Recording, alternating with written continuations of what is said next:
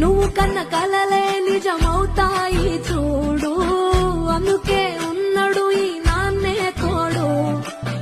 దశరథ మహారాజే నాన్నై పుట్టాడు, నువ్వు రాముడంత ఎదగరనేడు. చరితలు ఎన్నడు చూడని మమతల గూడే వీధిరో, సంపద అంటే ఏదో కాదురో, ఇంతకు మించి